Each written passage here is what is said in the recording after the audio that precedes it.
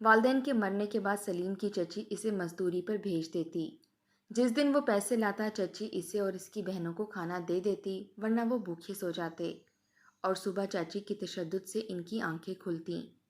سلیم کو کام نہ ملنے کی وجہ سے 2 دن سے وہ بھوکے تھے۔ اچانک گلی سے محرم کا جلوس گیا تو سلیم بھی ان کے ساتھ چلا گیا، اور رات کو شاپر میں کچھ چاول ڈالے خون زدہ کپڑوں میں وہ گھر آیا، اور بہنوں کو چاول کھلاتے ہی وہ بے ہوش ہو گیا۔ اور جب چاچا نے آ کر اس کی قمیض اتاری تو اس کی روح کانپ گئی۔ اس کے جسم پر یتیمی، اور وہ بھی کم سن عمر میں، ان بچوں پر قیامت بن کر ٹوٹی تھی جن کے سر سے ماں اور باپ دونوں کا سایہ ایک ساتھ چھن گیا تھا۔ ماں یا باپ دونوں میں سے کسی ایک کا جانا بے حد تکلیف دہ ہوتا ہے، مگر کسی ایک کا ساتھ موجود ہونا بچوں کو ڈھارس باندھ دیتا ہے، مگر یہ جانتے ہوئے بھی کہ اب اتنی بڑی دنیا میں ان کا کوئی وارث موجود نہیں۔ خاص کر بچوں کے لیے تو انہیں اپنا مستقبل تاریک لگنے لگتا ہے۔ میت کے پاس آنے والے ہر رشتہ دار کو وہ ترستی ہوئی نظروں سے دیکھتے، ہر ایک کے چہرے پر یہ کھوجنے کی کوشش کرتے ہیں کہ آخر کون ان کی کفالت کرے گا اور ان کا بوجھ تا عمر اٹھائے گا۔ کچھ ایسا ہی سلیم کے ساتھ بھی ہوا تھا، جو بہن بھائیوں میں سب سے بڑا تھا۔ عمر فقط 12 سال تھی اور اسے چھوٹے 2 بہن اور بھائی موجود تھے۔ بیچارے ایک دوسرے سے لپٹے ہر آنے والے رشتہ دار کو دیکھ رہے تھے۔ کوئی جوان جہاں میتوں کو دیکھ کر ٹھنڈی آہیں بھر رہا تھا، تو کوئی یہ چیمنگویاں کر رہا تھا کہ آخر اب ان معصوم بچوں کو کون پروان چڑھائے گا۔ سب سے آخر میں آنے والے سلیم کے چچا اور چچی تھے، جو کہ کراچی سے فیصل آباد پہنچے تھے۔ سلیم نے چچا کو آتے دیکھا تو بھاگ کر چچا کے گلے لگ گیا اور پھوٹ پھوٹ کر رونے لگا۔ چچا بھی بھتیجے کو سینے سے لگا کر کتنی ہی دیر روتے رہے اور دلاسا دیتے رہے۔ وہیں سلیم سے چھوٹے بہن بھائی چچی سے لپٹ گئے، کیونکہ ان کے سگے رشتہ دار تو وہی تھے، باقی سب تو دور دراز سے تعلق رکھتے تھے۔ چچی پہلے ہی بس میں دھکے کھا کر یہاں تک پہنچی تھی، ہانپتی ہوئی پسینہ پہنچ رہی تھی کہ تبھی بچوں کو ساتھ لپٹا ہوا دیکھ کر فوراً اپنی مخصوص انداز میں کچھ کہنے ہی لگی تھی کہ بھرے ہوئے صحن میں بیٹھی ہوئی عورتوں کو دیکھا جو اسی کی جانب ہی متوجہ تھیں۔ اسی پل ہاتھ میں پکڑا سارا سامان زمین پر گرایا اور دھاڑے مار مار کر بچوں کو ساتھ لگا کر رونے لگی۔ ہائے بیچارے اسلم بھائی، کتنے اچھے تھے، ہر ایک کی آؤ بھگت کیا کرتے تھے، ان کی عزت تو ہر چھوٹا بڑا کیا کرتا تھا، مگر پھر بھی بیچارے ایسی موت مرے کہ ٹرک پورا وجود کچل کر چلا گیا۔ اللہ معاف کرے۔ چچی تو جیسے افسوس نہیں بلکہ زخموں پر مرچ مسالے چھڑکنے کے لیے آئی تھی۔ فوراً چچا نے بیوی کو کھا جانے والی نظروں سے دیکھا تو وہ نظریں پھیر کر اور رونے لگی۔ دراصل سلیم کے والدین ایک کالج میں پڑھایا کرتے تھے۔ آج صبح جب گھر سے نکلے تو ایک لوڈر ٹرک ان پر آ گرا اور وہ بری طرح سے زخمی ہو کر مر گئے۔ ان کا تو چہرہ بھی دیکھنے کے قابل نہیں رہا تھا، اس قدر شدید حادثہ پیش آیا تھا ان کے ساتھ۔ بچے اسکول سے واپس گھر آئے تو آگے ماں باپ کا وجود ایک تابوت میں ڈال کر رکھا گیا تھا۔ بیچارے بچے تو اس حادثے پر بے ہوش ہی ہو چکے تھے، مگر شاید ان کی قسمت میں لکھا ہی یہ تھا۔ سلیم کے والدین کی تدفین کر دی گئی۔ معصوم سلیم روتا ہی جا رہا تھا اور ماں باپ کی قبروں پر مٹھی بھر کر مٹی بھی گراتا جا رہا تھا۔ وہ سسکتا ہوا روئے جا رہا تھا۔ ان 12 سالوں میں پیش آنے والا ہر واقعہ، ماں باپ کا پیار کرنا، لڑنا، ڈانٹنا اور پھر منانا، اسے ہر ایک شے یاد آئی تھی۔ آخری بار مٹی ڈالی تو یہ خیال اس کا دل چیر گیا کہ وہ دوبارہ کبھی بھی اپنے ماں باپ کو نہیں دیکھ سکے گا۔ وکیل کے مطابق سلیم اور اس کے بہن بھائیوں کی ساری جائیداد اس کے چاچا اسلم کے حوالے کر دی گئی، جس کے مطابق جب سلیم بالغ یعنی 18 سال کا ہو جائے گا تو یہ سب اس کے حوالے کر دیا جائے گا۔ اسلم ایک اچھا اور با اخلاق شخص تھا، جبکہ اس کی بیوی انتہائی منہ پھٹ، جھگڑالو اور ہر وقت لڑائی جھگڑے اور پھڈے ڈالنے والوں میں سے تھی۔ چچا اور چاچی ایک ہفتہ وہیں رہے اور تمام رسومات اپنے علاقے کے مطابق ادا کرنے کے بعد وہ سلیم سے بولا کہ بچوں، میں چاہتا ہوں کہ تم سب میرے ساتھ کراچی چلو، میرا سارا کاروبار وہیں ہے اور تم لوگ یہاں اکیلے رہ کر کیا کرو گے؟ چچی کا چہرہ اس پل بگڑا تھا، اس کے چہرے پر ناگواری ابھر آئی، مگر اس کے باوجود وہ بس منہ بسورتی رہ گئی۔ سلیم نے اپنا اور اپنے بہن بھائیوں کا سامان پیک کیا اور آخری بار گھر پر نظر دوڑا کر چچا کے ساتھ کراچی چلا آیا۔ اسے اپنی گزشتہ زندگی ایک خواب سی لگ رہی تھی۔ ایسا لگتا تھا جیسے بس خواب ہی تھا۔ در حقیقت حقیقی دنیا میں اس کی آنکھ ابھی کھلی تھی۔ ماں باپ جس دنیا کو حسین وادی دکھایا کرتے تھے، اب اس دنیا کا اصل روپ دیکھنے کا وقت آ چکا تھا۔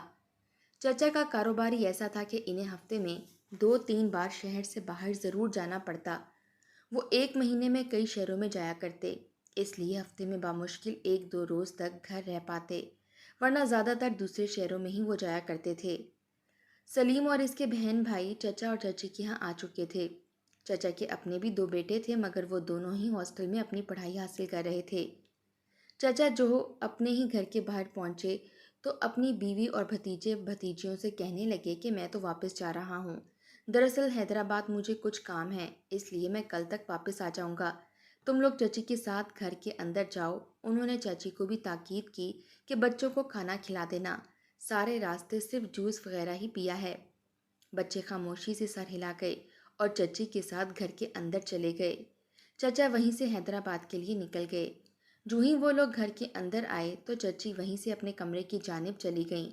بچے جہاں تھے وہیں کھڑے رہ گئے، جبکہ چچی اپنے کمرے میں جا کر آرام کرنے کے لیے لیٹ گئی۔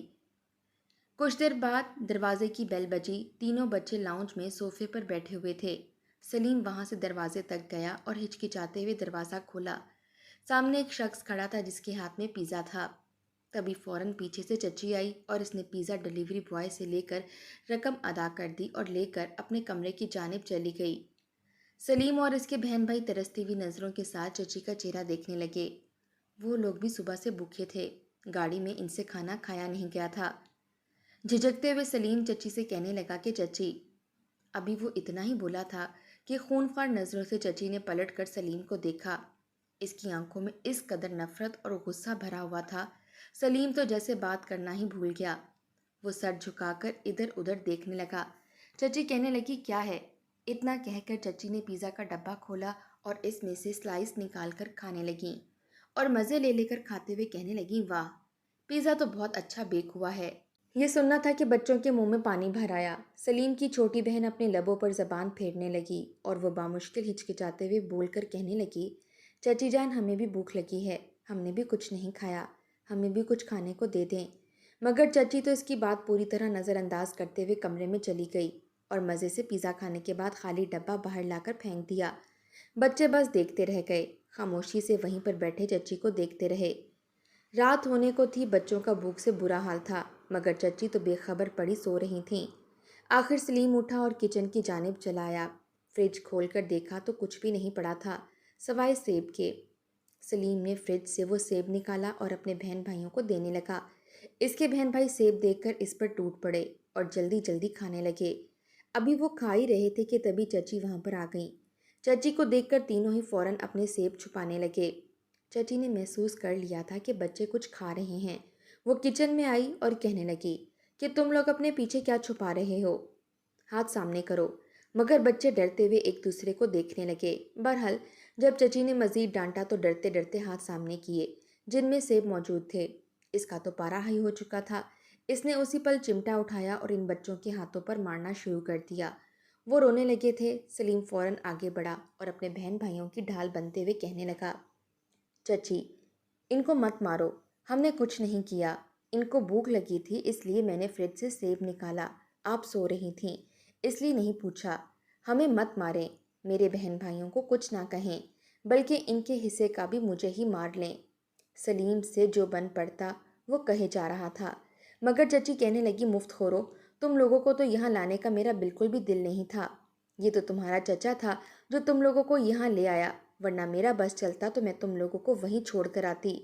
تم لوگ میرے گھر میں آ کر چوری کرتے ہو، میں مفت میں تو تم لوگوں کو کچھ بھی نہیں لینے دوں گی۔ سلیم رونے لگا، روتے ہوئے کہنے لگا آپ جو کہیں گی کروں گا، آپ کے گھر کے سارے کام کر دوں گا، مگر میرے بہن بھائیوں کو کچھ مت کہیں۔ چچی سوچ میں پڑ گئیں اور پھر کچھ سوچ کر کہنے لگیں ایک ہی شرط پر میں تم لوگوں کو کھانا دوں گی، اگر تم میری کہی ہر بات مانو گے۔ سلیم نے ہاں میں سر ہلا دیا۔ چچی فوراً اسے اپنے کمرے میں لے گئیں۔ اس کے چھوٹے بہن بھائی سسکتے ہوئے بند دروازے کو دیکھنے لگے، نہ جانے چچی سلیم کو کیا کہہ رہی تھیں۔ سلیم چچی کی بات سن کر کمرے سے باہر نکلا تو وہ مسکرا رہا تھا۔ اس کے بہن بھائی اسے دیکھنے لگے اور اس کے گرد آ کر کہنے لگے، بھائی، چچی نے تم سے کیا کہا؟ وہ تم سے کیا منوانا چاہتی تھیں؟ سلیم کچھ دیر تو چپ رہا، پھر کہنے لگا، کچھ نہیں۔ وہ کہہ رہی تھی کہ میں روزانہ کام کروں گا جس کے بدلے میں وہ ہمیں کھانا دیں گی۔ اس کے بہن بھائی تو رونے لگے تھے، انہیں اپنے ماں باپ یاد آنے لگے، نہ جانے ان پر ابھی کیا کیا بیتنا باقی تھا۔ جیسے ہی صبح ہوئی تو چچی فوراً لاؤنج میں آئیں جہاں پر تینوں بہن بھائی سو رہے تھے۔ چچی سلیم کو کہنے لگیں کہ جاؤ جا کر مزدوری کرو، سامنے سوسائٹی میں نئے گھر تعمیر ہو رہے ہیں، وہاں جا کر مزدوری کرو، جو مزدوری آئے گی میرے ہاتھ پر پیسے رکھنا، اس کے بدلے میں تمہیں اور تمہارے بہن بھائیوں کو کھانا دے دوں گی۔ سلیم فوراً بکھلا کر اٹھ بیٹھا، آج سے پہلے تو وہ کبھی بھی اس طرح نہیں اٹھا تھا۔ وہ رونے لگا، مگر کیا کرتا، یہی تو زندگی تھی۔ اس نے اپنا چہرہ دھویا اور پھر چچی کا چہرہ دیکھنے لگا جو سر چڑھ کر کہنے لگیں، جاتے کیوں نہیں؟ میرا منہ کیوں دیکھ رہے ہو؟ وہ کہنے لگا کہ چچی ناشتہ کرنا چاہتا تھا، بھوکے پیٹ بھلا کیسے کام کر سکوں گا؟ چاچی آگے بڑھی اور سلیم کا کان مروڑ کر کہنے لگیں، یہ تیری ماں کا گھر ہے جو کھانا مانگ رہا ہے۔ کچھ دیر پہلے میں نے تجھے کیا کہا تھا؟ جا کر کما کر لا، اس کے بدلے ہی تو تجھے کھانا ملے گا، یہاں پر مفت خوری کرنے کی ہرگز ضرورت نہیں۔ سلیم سہم کر رہ گیا اور باہر جہاں پر مکان زیر تعمیر تھے وہاں جا کر مزدوروں کے ساتھ کام کرنے لگا۔ سارا دن بھوکا پیاسا وہ کام کرتا رہا۔ شام کو اسے 200 روپے ملے تھے، کیونکہ وہ چھوٹا تھا اس لیے نائک بھی ڈنڈی مار گیا۔ وہ 200 روپے لے کر گھر آیا اور وہ پیسے آ کر چچی کے ہاتھ پر رکھے۔ چچی نے 200 روپے دیکھے تو منہ بنا کر بولیں، چل جا، اب جا کر بہن بھائیوں کے پاس بیٹھ، تیرے لیے کھانا بھجواتی ہوں۔ اس کے بہن بھائی بھی صبح سے بھوکے تھے۔ چھوٹے بہن بھائیوں نے جب سلیم کے ہاتھ پر چھالے دیکھے تو وہ اس کے زخم صاف کرنے لگے اور بولا کہ کوئی بات نہیں بھائی، ہم بھوکے رہ لیں گے، تم یہ کام مت کرو، چچا آئیں گے تو ہم چچا کو بتائیں گے کہ ان کے جانے کے بعد چچی نے ہمارے ساتھ ایسا کیا ہے۔ ابھی وہ یہ باتیں کر ہی رہے تھے کہ اسی پل چچی کمرے میں آئیں اور اس نے یہ باتیں سن لیں۔ وہ کھانا اس نے وہیں زمین پر پٹخ دیا اور آگے بڑھ کر ان بچوں کو مارنے لگیں۔ کہنے لگیں، تم لوگ میری شکایت لگاؤ گے، میرے شوہر سے میرا گھر برباد کرو گے، اتنی جرت تم لوگوں کی، اگر چاہوں تو آدھی رات کو تم لوگوں کو گھر سے دھکے دے کر نکال دوں، تم لوگوں کو باہر درندہ صفت لوگ چیر پھاڑ کر کھا جائیں گے، پھر دیکھوں گی تم لوگ کیسے میری شکایت لگاؤ گے۔ سلیم کیونکہ بڑا تھا ہر بار اپنے بہن بھائیوں کی ڈھال بن جاتا۔ چچی نے سلیم کو بہت مارا تھا۔ وہ معافی مانگنے لگا اور بولا کہ مجھے معاف کر دیں، یہ لوگ ایسا کچھ نہیں کریں گے، معصوم ہیں، نادان ہیں۔ ان کے منہ سے نکل گیا۔ چچی انہیں گالیاں دیتی وہاں سے چلی گئیں۔ کھانا سارا زمین پر بکھر چکا تھا، مگر بھوک تو باقی تھی۔ کتنی ہی دیر وہ بچے روتے رہے اور پھر سلیم نے آگے بڑھ کر وہ کھانا اٹھا کر بہن بھائیوں کو کھلانا شروع کر دیا۔ اس کے وجود میں درد کی ٹیسیں اٹھ رہی تھیں، مگر وہ کیا کرتا، مجبور تھا۔ کھانا فرش پر گرا تھا، پھر بھی وہ سمیٹ کر چھوٹوں کو کھلا رہا تھا۔ انہیں بے ساختہ ماں باپ کے ساتھ گزرا ہوا وقت یاد آنے لگا۔ وہ کھانا کھا کر جو ہی اٹھے تو چچی نے بچوں کو برتن دھونے کا کہا۔ سلیم کے جانے کے بعد چچی نے سارے کام ہی ان دونوں سے کروائے تھے۔ سلیم نے دونوں بہن بھائیوں کو تو کام کرنے نہ دیا، خود ہی چھالے بنے ہاتھوں سے برتن دھونے لگا۔ تبھی چاچا کی گاڑی کا ہارن بجا۔ چاچا کے تو ہاتھ پاؤں پھولنے لگے۔ فوراً سلیم اور بچوں کو کمرے میں بھیج دیا اور کہنے لگی، جا کر اپنا حلیہ درست کرو، خبردار جو چچا کو کچھ بھی بتایا ورنہ وہ حشر کروں گی کہ یاد رکھو گے۔ بچے ڈرے ہوئے تھے، فوراً حلیہ درست کر کے کمرے سے باہر آئے تو چچا کو دیکھ کر ان سے لپٹ گئے۔ چچا انہیں ساتھ لگا کر پیار کرنے لگا۔ سلیم کے ہاتھوں پر چھالے دیکھے اور سرخ ہوتا چہرہ دیکھا تو کہنے لگے، کیا ہوا، آخر چہرہ سرخ کیوں ہے؟ تبھی چاچی فوراً بولی کہ یہ تو فیصل آباد رہا کرتے تھے، اب کراچی کا پانی اور آب و ہوا ان کے وجود پر اثر انداز ہو رہا ہے۔ بیچاروں کا چہرہ دیکھو کیسے گرمی کی وجہ سے جھلس گیا ہے، گرمی نے ان کے چہروں کو جھلسا دیا ہے، جیسے کسی نے انہیں بے تحاشا مارا ہو۔ چاچا نے یہ سنا تو فوراً بچوں کے گال پر بوسہ دیتے ہوئے کہنے لگے، میں اپنے بچوں کے لیے بہت سارے تحفے لایا ہوں، تم لوگ دیکھو گے تو خوش ہو جاؤ گے۔ اتنا کہہ کر چاچا نے اپنا بیگ کھولا اور بہت سے کھانے پینے کی چیزیں اور کھلونے بچوں کو دینے لگے۔ چاچی جیسے جیسے ان کھلونوں کو دیکھ رہی تھیں تو اس کے چہرے کا رنگ بدلتا جا رہا تھا۔ وہ جلنے لگی تھیں، غصے سے بڑبڑانے لگیں۔ اور پھر چاچا سے کہنے لگیں کہ آپ اپنے بھتیجے بھتیجیوں کے لیے تو اتنی زیادہ چیزیں لائے ہیں، اپنے بچوں کے لیے کیا لے کر آئے ہیں؟ چاچا نے نظر اٹھا کر چچی کو دیکھا اور کہنے لگے، ان کے لیے تو ہمیشہ چیزیں لاتا ہی رہتا ہوں، ان کی الماری کھلونوں سے بھری پڑی ہے، یہ کھلونے تو میں اپنے ان بچوں کے لیے لایا ہوں۔ چاچی تو جل کڑ کر رہ گئی تھیں، بچے کھلونے دیکھ کر بڑے خوش ہوئے تھے۔ جو ہی چچی کچن میں گئیں تو چچا بچوں سے کہنے لگے، بیٹا، میرے جانے کے بعد چچی کا رویہ تم لوگوں کے ساتھ کیسا تھا؟ وہ تم لوگوں کے ساتھ سختی سے پیش تو نہیں آئی؟ مجھے بتاؤ، میں ابھی تمہاری چچی کو سیدھا کرتا ہوں۔ مگر سلیم فوراً بات کاٹ کر کہنے لگا، نہیں نہیں چاچا، چچی تو بہت اچھی ہیں، انہوں نے ہمیں کچھ بھی نہیں کہا، بلکہ ماں جیسا پیار کرتی ہیں۔ چاچا نے سلیم کی باتوں پر اعتبار کر کے اسے گلے سے لگا لیا، جبکہ دل کا حال تو صرف دل ہی جانتا تھا۔ 2-3 دنوں تک چاچا وہیں رہے۔ چچی کا رویہ بچوں کے ساتھ ٹھیک رہا، وقت پر کھانا کھاتے اور سو جایا کرتے۔ سلیم کے ہاتھ پر چھالے بھی ٹھیک ہو چکے تھے۔ 3-4 دن بعد دوبارہ چچا نے کہیں جانا تھا۔ جو ہی وہ گھر سے نکلے تو ایک بار پھر چچی نے بچوں سے سارے کھلونے اور کھانے پینے کی چیزیں لے لیں اور کہنے لگی، ان پر صرف اور صرف میرے بچوں کا حق ہے، تم جیسے یتیموں کا اس پر کوئی حق نہیں۔ جاؤ، جا کر اپنا کام سنبھالو، میرے بچوں کے کمرے میں بہت آرام کر لیا تم لوگوں نے۔ بیچارے بچے ایک بار پھر پرانی حالت میں واپس آ چکے تھے۔ اس سوسائٹی میں تو مزدوروں کا کام ہی ختم ہو چکا تھا۔ سلیم نے ان مزدوروں کو بہت ڈھونڈا مگر وہ کہیں نہ ملے۔ آخر کار واپس آیا اور آ کر کہنے لگا کہ چچی، اس سوسائٹی میں کام ختم ہو گیا ہے، اب میں کہاں جا کر مزدوری کروں؟ مجھے تو کوئی کام ہی نہیں مل رہا۔ چچی نے یہ سنا تو سر جھٹک کر کہنے لگیں، یہ میرا مسئلہ نہیں ہے، کراچی اتنا بڑا ہے، جہاں مرضی جا کر کام ڈھونڈو، مگر میرا سر مت کھاؤ۔ یاد رکھنا، اگر کام نہ کیا تو تمہارے بہن بھائیوں کو کھانا بھی نہیں ملے گا۔ سلیم تو پریشان ہو چکا تھا۔ اب تو محرم الحرام کے دن تھے اور ان دنوں کا احترام کرتے ہوئے زیادہ تر لوگ اپنے تعمیراتی کام بند کر چکے تھے۔ آخر سلیم کہاں مزدوریاں ڈھونڈتا؟ وہ 2 دن سے بھوکا تھا اور اس کے بہن بھائی بھی گھر کھانے کے لیے تڑپ رہے تھے۔ چچی اس کے سامنے کھانا کھایا کرتی مگر ان بچوں کو نہ دیا کرتی۔ ایک روز سلیم صبح کے وقت چچی کے پاس گیا اور جا کر کہنے لگا کہ بے شک اپنا بچا ہی کھانا دے دیں، میرے بہن بھائی بہت بھوکے ہیں، میں کئی روز سے کام ڈھونڈ رہا ہوں مگر نہیں مل رہا۔ چاچی اس وقت ناشتہ بنا رہی تھیں۔ اس نے گرما گرم چمٹا اٹھایا اور اس سے سلیم کو مارنے لگیں۔ اتنا مارا کہ بیچارہ ادمرا سا ہو گیا۔ نیم بے ہوشی اس پر طاری ہو چکی تھی۔ بچے تو بالکل ہی چچی کے رحم و کرم پر تھے۔ تینوں بہن بھائی دروازے کے پاس چلے گئے اور بیٹھ کر رونے لگے۔ گرم چمٹا جہاں جہاں لگا تھا سلیم کو زخم ہو چکے تھے۔ وہ ابھی وہاں بیٹھا تھا کہ اسے گلی سے محرم الاحرام کا جلوس گزرتے ہوئے سنائی دیا۔ وہ اپنے بہن بھائیوں کو وہیں چھوڑ کر گھر سے باہر نکل آیا۔ شام ہو گئی مگر سلیم نہ لوٹا۔ مغرب سے کچھ دیر پہلے جب سلیم گھر آیا تو اس سے پہلے چچا بھی گھر آ چکے تھے۔ وہ ابھی چھوٹوں کی حالت دیکھ کر حیران تھے اور ان سے سوال کر ہی رہے تھے کہ سلیم بھی آ گیا۔ اس کا حلیہ دیکھ کر چچا پریشان ہو گیا۔ بکھرا حلیہ اور پھٹے کپڑے جن پر خون لگا ہوا تھا اور ہاتھ میں چاولوں کا شوپر تھا۔ چچا نے جب سلیم کی یہ حالت دیکھی تو فوراً اس کی جانب بڑھا۔ چھوٹوں کو بھی بھوک بھول گئی تھی اور بھائی کو دیکھ کر اس کی جانب لپکے۔ سلیم نے چاولوں کا شوپر چھوٹوں کو دیا اور بولا، یہ لو، پیٹ بھر کر کھاؤ، میں تم لوگوں کے لیے لایا ہوں۔ تبھی سلیم زمین پر گر گیا۔ چچا تو بکھلا چکے تھے، فوراً سلیم کو اٹھا کر کمرے میں لے گئے۔ جو ہی اس کی قمیض اوپر کی تو ان کے پیروں کے نیچے سے زمین نکل گئی۔ سلیم کی کمر اور پیٹھ پر کئی زخم تھے، کہیں سے خون رس رہا تھا تو کہیں چھالے بن چکے تھے۔ چاچا نے جب یہ دیکھا تو کہنے لگے، کس نے کی ہے سلیم کی یہ حالت؟ چچی تو بے خبر اپنے کمرے میں ہینڈ فری کانوں میں لگائے سو رہی تھیں۔